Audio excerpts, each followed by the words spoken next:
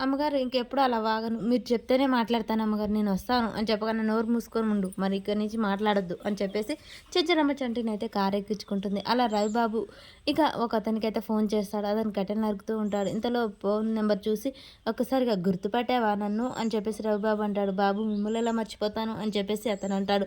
నీకు చేసిన ద్రోహానికి చెంచలమ్మ మీద పగ తీర్చుకునే రోజు వచ్చింది అని చెప్పేసి అతను అనగానే ఒక్కసారిగా తను జరిగింది గుర్తు చేసుకుంటూ ఉంటాడు. చెంచలమ్మ తనని కొట్టియడం, ఊర్లో నుంచి బహిష్కరించడం, మళ్ళీ ఊర్లోకొస్తే చంపేస్తానని చెంచలమ్మ చెప్తూ ఉంటుంది. ఆ! ఆ! గుర్తుంది బాబు. నేనెలా మర్చిపోతాను. ఆ చెంచలమ్మ గారు చేసిన మోసానికి తను చేసిన అన్యాయానికి నేనెలా మర్చిపోతాను. నా పెండ్లం పిల్లల్ని ఎప్పటికి దూరం చేసింది.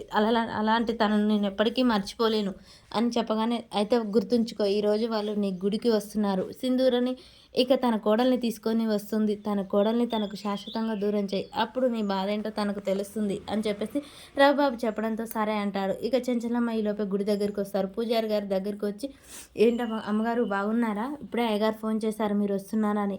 ఇతనెవరమ్మా అని చెప్పగానే, చంటి మా ఇంట్లో పనిచేస్తాడు మంచి అని చెప్పేసి అనగానే, ఎప్పుడు గుడికొచ్చినా మీ కొడుకుతో వచ్చారు. ఈసారి మొదటిసారిగా కొడుకు లేకుండా వచ్చారు. ఏం చేస్తాం, ఆ దేవుడు రాసిన రాతని మనం అనుభవించాలి కదా! ఏది జరిగినా మన మంచికే అనుకోవాలి. ఆ దేవుడు ఎప్పుడు మీకు ఆశీస్సులు ఇస్తూనే ఉంటాడమ్మా. సరేనా అని చెప్పేసి చెంచలమ్మకు లోనికి రండి అని చెప్పేసి తనను లోనికి తీసుకెళ్తూ ఉంటాడు. ఇక చెంచలమ్మ, సింధూర, చంటి ముగ్గురు కలిసి అలా ముగ్గురు గుళ్ళోకి వెళ్ళగానే దేవునికి దండం పెట్టుకొని హారతిస్తారు. అలా ముగ్గురు తీసుకోగానే, చూడు పూజారి గారు అమ్మగారు సామాను అంతా ఇందులో ఉంది, తీసుకోండి పూజా సామాగ్రి అని చెప్పేసి చంటి చేతికిస్తాడు. చూడమ్మా ఈ గుడి చాలా ప్రతిష్టకరమైంది కాబట్టి నువ్వు ఈ గుళ్ళో మనస్ఫూర్తిగా ఈ చీర కట్టుకొని తలస్నానం చేసి తడిబట్టల తానంతో గుడి చుట్టూ ప్రదక్షిణలు చేసి నాగదేవతని ఆరాధించి నైట్ నిద్ర చేయి. నీకు అంతా మంచిగా జరుగుతుంది. నీకున్న దోషాలు పోతాయి అని చెప్పేసి పూజారి గారు ఆ చీర చేతికిస్తాడు.